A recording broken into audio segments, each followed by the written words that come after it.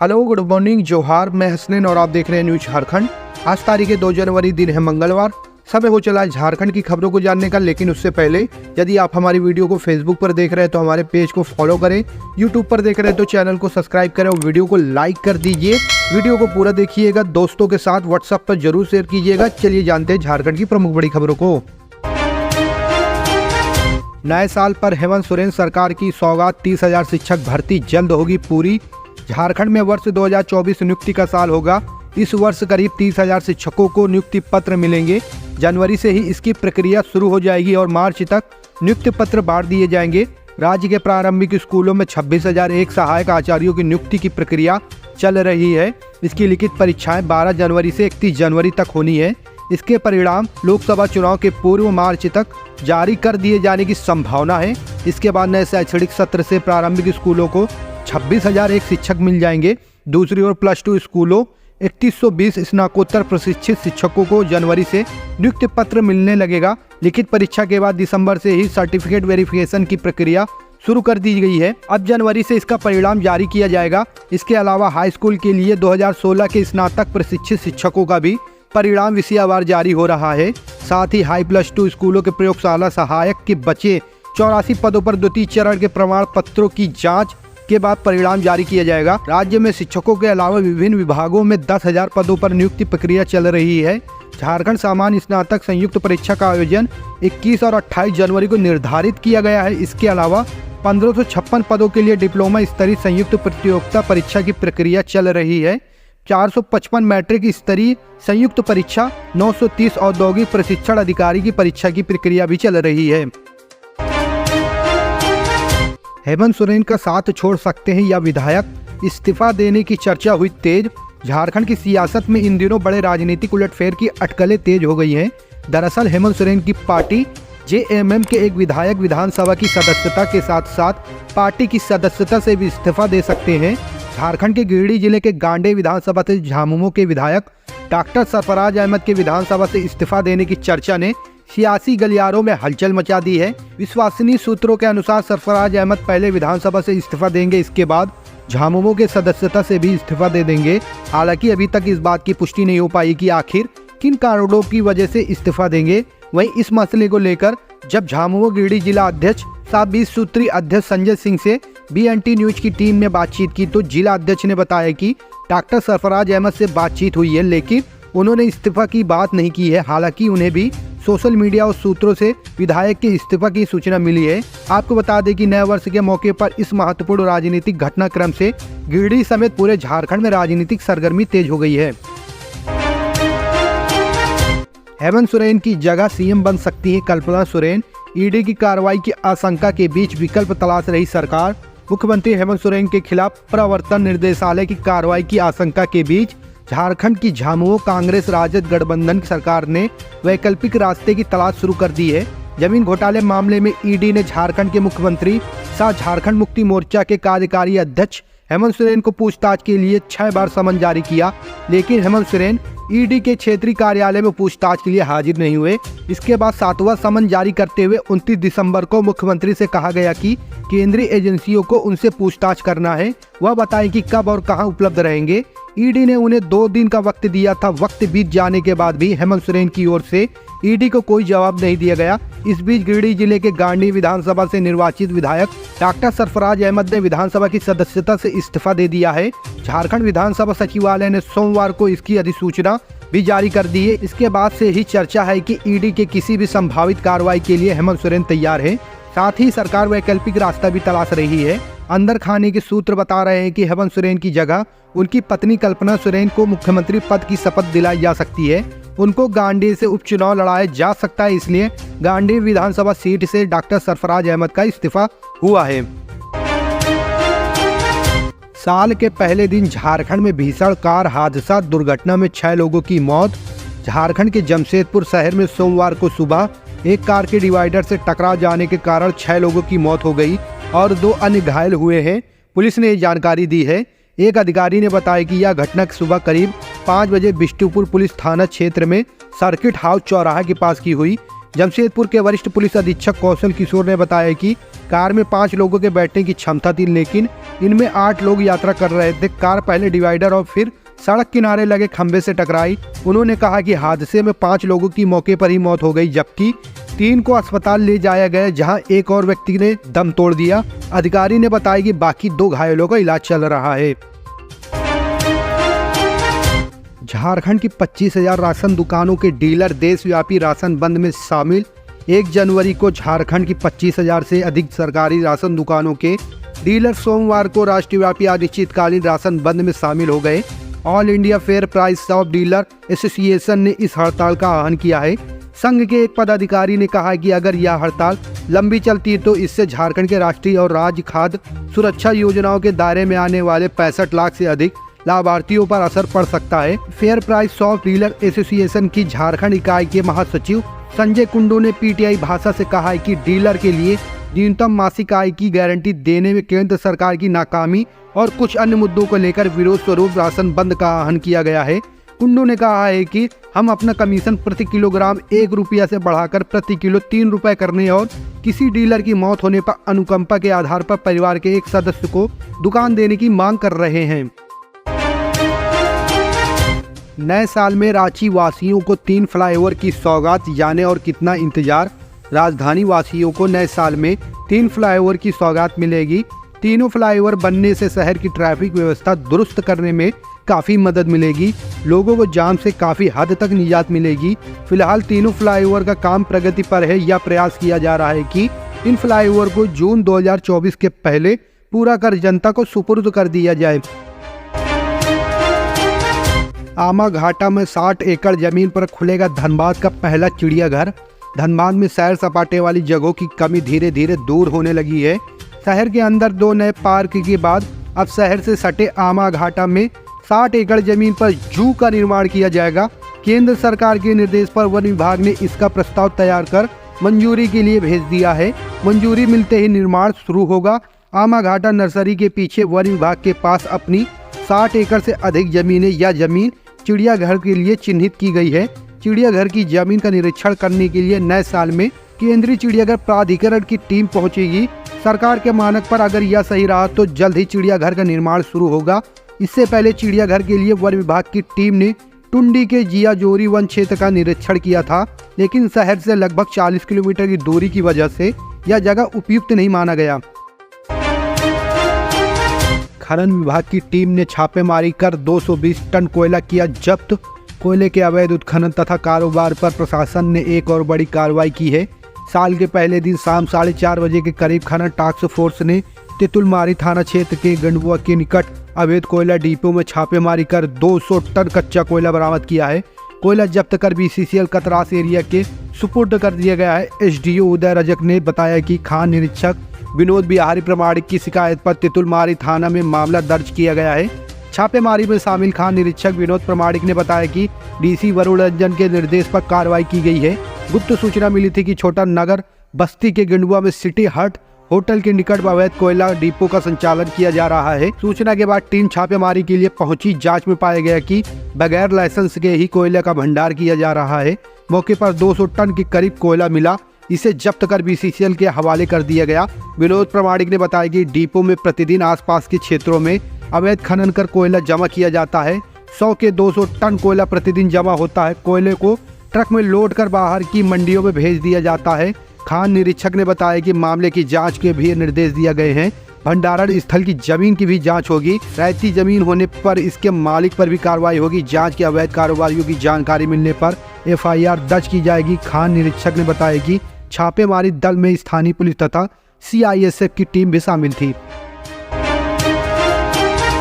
सांसद डॉक्टर निशिकांत दुबे की तत्परता से अरबों की राशि से हो रहा है गोंडा का विकास। गोंडा जिले के विकास में वर्ष 2024 महत्वपूर्ण साबित होगा। इस वर्ष राज्य ही नहीं देश स्तर की बड़ी योजनाएं पूर्ण होकर लोगों को फायदा देने का काम करेंगी। सबसे बड़ी योजनाएं जो युद्ध स्तर पर चल रही हैं, इसे सरजमी पर उतारने का श्रेय गोंडा सांसद डॉक्टर निशिकांत दुबे को जाता है। वर्ष 2024 के लिए यह योजना देश की आज़ादी के बाद सड़क योजनाओं की बड़ी अध्याय को आरंभ करेंगी।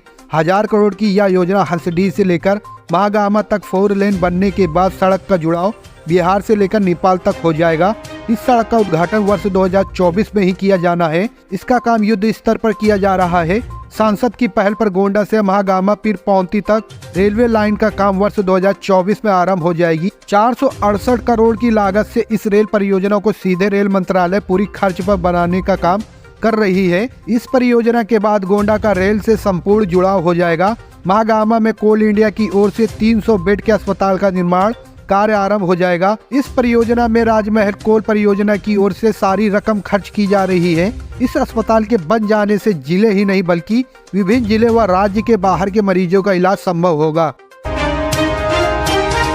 अब इन दो बैंकों की भी बड़ी एफडी की ब्याज दर जानिए नए रेट। आपको बताते चले कि बीते दिनों स्टेट बैंक ऑफ इंडिया ने अपनी फिक्स डिपॉजिट की ब्याज दरों में इजाफा किया है।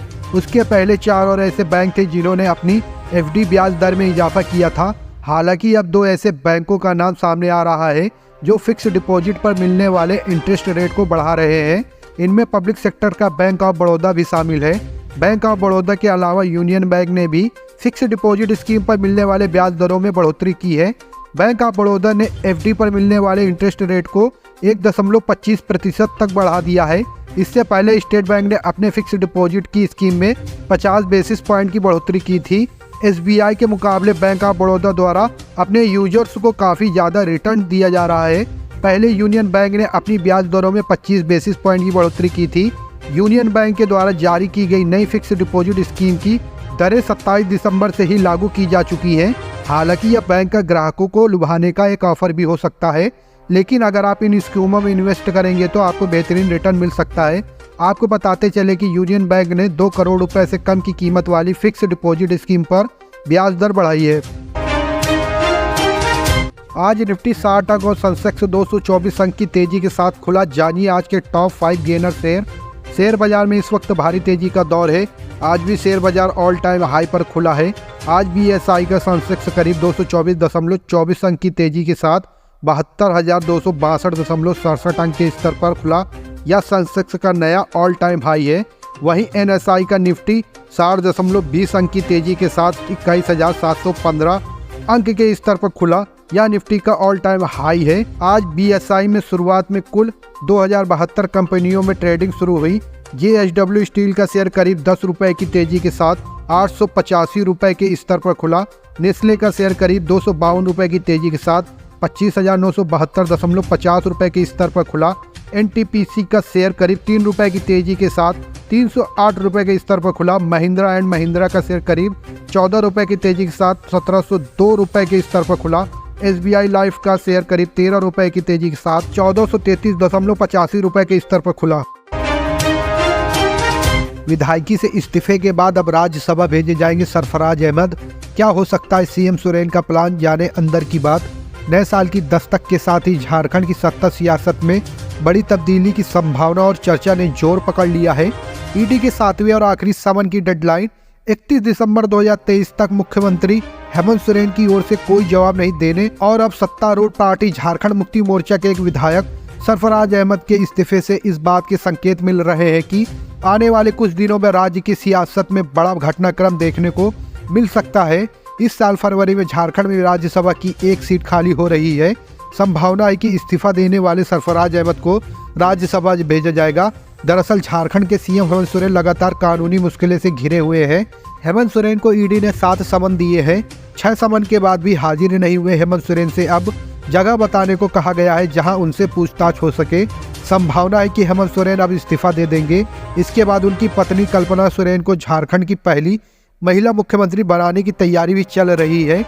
कल्पना अभी विधानसभा की सदस्य नहीं है।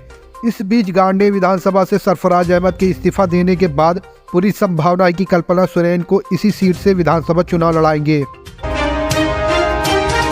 किसानों को आगे बढ़ाना ही सच्ची श्रद्धांजलि। सरायकेला में राज्यपाल ने PM मोदी की तारीफ में पढ़ी कसीदे।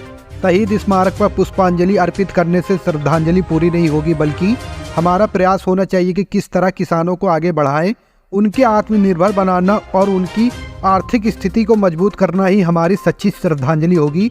उक्त बातें राज्यपाल सीपी राधाकृष्णन ने खरसावां के गोंदपुर में कृषि मेला सह प्रशिक्षण कार्यक्रम को संबोधित करते हुए कही। उन्होंने कहा कि सभी किसान संगठित होकर केंद्र सरकार की योजनाओं का लाभ लेकर आगे बढ़े, तभी उनकी आर्थिक स्थिति मजबूत बन पाएगी। पहले बाढ़ सूखा पड़ता था तो फसल बीमा का लाभ सामूहिक रूप से किसानों को मिलता था, लेकिन अब एक किसान की भी फसल बर्बाद हो गई तो उन्हें उक्त किसान को लाभ मिलता है। पहले राज्यपाल, मंत्री, विधायक, एसपी, डीसी सहित सरकारी कर्मचारियों को पेंशन योजना का लाभ मिलता था, लेकिन अब किसानों को भी कृषि सम्मान निधि योजना के तहत दी जाने वाली राशि का लाभ मिल रहा है। धनबाद में धमाके के साथ 3 घर जमी दोज। धनबाद जिले के कतरास थाना क्षेत्र के लकड़का में 1 जनवरी में अहले सुबह एक जोरदार आवाज के साथ 3 घर जमी दोज हो गए, जिससे घर का सारा सामान जमीन के अंदर समा गया। बताया जाता है कि सुबह नारायण भारती अपने एक परिवार के साथ ठंड के कारण घर पर बैठे हुए थे, तभी घर के अंदर कुछ हलचल हुई, जिसके बाद वह दौड़कर बाहर निकले। धीरे धीरे दीवारों में दरारें पड़ने लगी और एकाएक घर जमी दोज हो गया। घर के रखे सारे सामान जमीन के अंदर समा गए।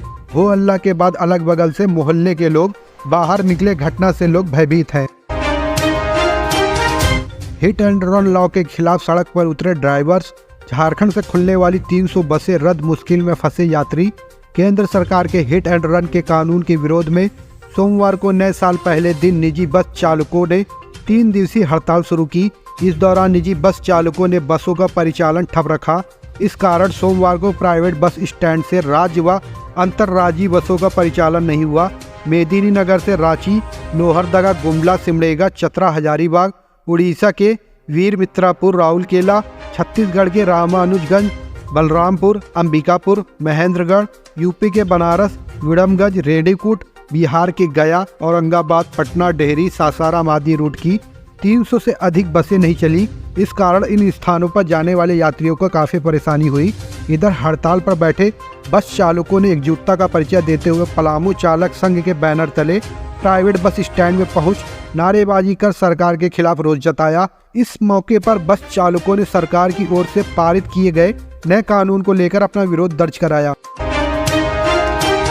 झारखंड कर्मचारी चयन आयोग से 10वीं 12वीं पास के लिए 2532 पदों पर भर्ती, जल्द शुरू होगी आवेदन। झारखंड कर्मचारी चयन आयोग ने 10वीं 12वीं पास अभ्यर्थियों के लिए पैरामेडिकल स्टाफ के लिए 2532 पदों पर भर्ती का नोटिफिकेशन जारी किया है। इसके लिए झारखंड पैरामेडिकल ज्वाइंट कॉम्पिटिटिव परीक्षा 2024 के लिए ऑनलाइन आवेदन प्रक्रिया 23 जनवरी 2024 से शुरू होगी। झारखंड कर्मचारी चयन आयोग की इस वैकेंसी में आवेदन करने को इच्छुक अभ्यर्थी आयोग की ऑफिशियल वेबसाइट पर जाकर 31 दिसंबर 2023 को JPMCCI 2024 के लिए जारी बैकलॉग और रेगुलर भर्ती का शॉर्ट नोटिस चेक कर सकते हैं। JPMCCI 2024 की आवेदन योग्यता, परीक्षा पैटर्न और आवेदन शर्तों की जानकारी के लिए विस्तृत नोटिफिकेशन का इंतजार करना होगा। छत्तीसगढ़ और झारखंड में झमाझम बारिश का अलर्ट। कब से कब तक खराब रहेगा मौसम। नए साल के साथ ही मध्य प्रदेश, छत्तीसगढ़ और झारखंड में मौसम के बदलने के संकेत मिल गए हैं। मौसम वैज्ञानिकों की माने तो अगले 48 घंटे के दौरान तीनों ही राज्यों में लोगों को कड़ाके की ठंड से राहत मिलेगी। IMD के मुताबिक अगले 48 घंटे में मध्य प्रदेश, छत्तीसगढ़ और झारखंड में मौसम बदल जाएगा। मौसम विभाग ने तीनों ही राज्यों में बारिश की चेतावनी दी है। मौसम वैज्ञानिकों का कहना है कि इन तीनों राज्यों में बारिश से तापमान में बढ़ोतरी होगी, हालांकि बाद में गलन बढ़ने से ठंड बढ़ेगी। मौसम विभाग की ओर से जारी ऑल इंडिया वेदर बुलेटिन में कहा गया है कि उत्तर पूर्वी बंगाल की खाड़ी पर एक साइक्लोनिक सर्कुलेशन बना हुआ है। यही नहीं, एक पश्चिमी विक्षोभ को उत्तरी हरियाणा और आसपास के क्षेत्रों पर भी साइक्लोनिक सर्कुलेशन बना हुआ है। इसके प्रभाव के कारण 2 से 5 जनवरी के दौरान मध्य प्रदेश और छत्तीसगढ़ के विभिन्न हिस्सों में मौसम खराब रहेगा और छिटपुट रूप से हल्की बारिश देखी जाएगी। यही नहीं, 3 से 5 जनवरी के दौरान झारखंड के विभिन्न हिस्सों में मौसम खराब रहेगा, जिसकी वजह से हल्की बारिश होगी।